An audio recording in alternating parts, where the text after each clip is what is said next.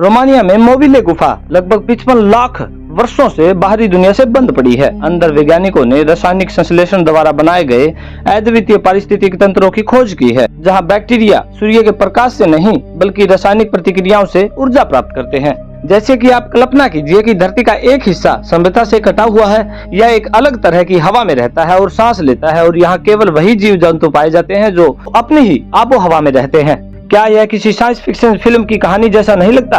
खैर, ऐसी ही जगह वास्तव में मौजूद है। हम रोमानिया के ब्लैक सी तट से कुछ किलोमीटर की दूरी पर स्थित मोविले गुफा के बारे में बात कर रहे हैं, जिसका अपना खुद का पारिस्थितिक तंत्र है। यह गुफा 1996 में प्रकाश में आई थी, जब खोजकर्ता क्रिस्टियन लास्कू ने भूवैज्ञानिक जांच के लिए खोदी गई एक मानव निर्मित सॉफ्ट के तल पर इसे देखा था।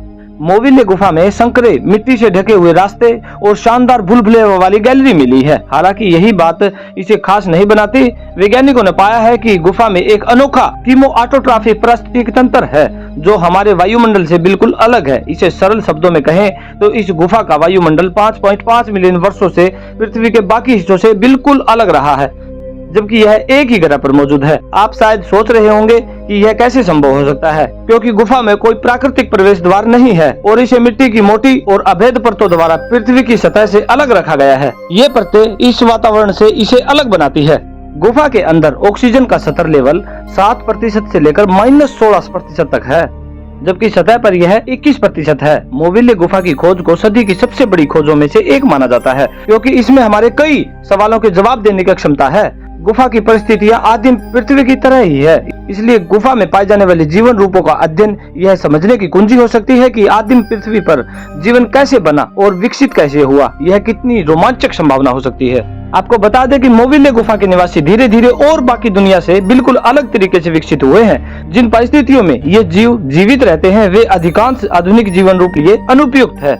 गुफा में 48 प्रजातियां मौजूद है, जिसमें से मकड़ियां, बिच्छू, कीड़े, घोंगे और जोक प्रचुर मात्रा में पाए गए हैं। लेकिन क्या आपने कभी सोचा है कि ये जीव इतनी कम ऑक्सीजन की स्थिति में कैसे जीवित रह सकते हैं? इन्होंने अपनी खुद की ही खाद्य श्रृंखला भी बनाई है। अध्ययनों से पता चला है कि गुफा में मौजूद पानी के नीचे की झीलों की सतह पर और गुफा की दीवारों पर माइक्रोबियल मैट पाए गए हैं। इनमें सक्रिय मीथेन और सल्फर ऑक्सीकरण करने वाले बैक्टीरिया होते हैं, जो संभवतः माइक्रोबियल खाद्य श्रृंखला की शुरुआत करते हैं, और इनसे ही बैक्टीरिया और कवक के बढ़ने के लिए पोषक तत्व निकलते हैं।